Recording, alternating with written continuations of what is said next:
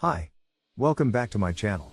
We're still discussing OpenPLC Editor version 4 and OpenPLC Runtime version 4 on Windows. In the previous video, I already showed you how to upload a program to the runtime and run it. With OpenPLC Runtime version 4, the web browser interface is no longer used. Everything can now be done directly from the OpenPLC Editor. You can upload your program straight from the editor to the runtime without opening a browser, which makes the workflow much simpler and faster. In addition to uploading, you can also perform debugging directly from the editor.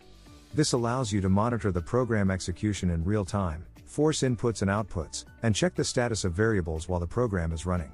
Overall, Runtime version 4 provides a more integrated and efficient development experience compared to previous versions. With the debugging feature, we can force a contact in the ladder diagram to either true or false. By doing this, we can simulate input conditions without using real hardware. This makes it easier to understand how the ladder logic works, because we can see how each contact affects the rung and how the outputs respond. It also helps us verify the program logic, check whether the sequence is correct, and quickly identify any mistakes in the ladder diagram before deploying it to a real system. However, in OpenPLC Runtime version 4, the Modbus connection is not established automatically. In Node-RED, the connection is still not active, unlike Runtime version 3, which had a web browser interface with settings to enable Modbus. In Runtime version 4, the configuration is slightly different, because all Modbus settings are now handled directly from the OpenPLC Editor.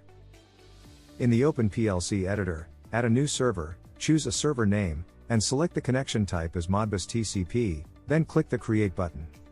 In the Modbus configuration, make sure to enable the server. Here, you can also configure the port number and set the Modbus address that will be used by external devices or applications. After the server is created, upload the program again to OpenPLC Runtime version 4. Once the upload is complete, the runtime will automatically start the Modbus TCP server. This allows external applications, such as Node-RED, to successfully connect to the runtime and communicate using the Modbus protocol.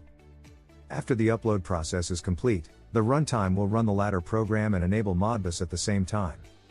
At this point, we can see in Node-RED that the Modbus status is already connected. We can then use the dashboard to change the coil status and read the counter register values to verify that the communication is working properly.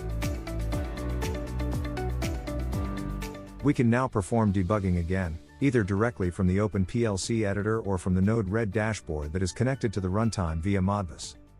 During debugging, we can clearly see that everything is working properly. Node-RED is able to read data from the PLC and control it in real time, allowing us to monitor changes instantly and verify that the ladder logic and Modbus communication are functioning as expected.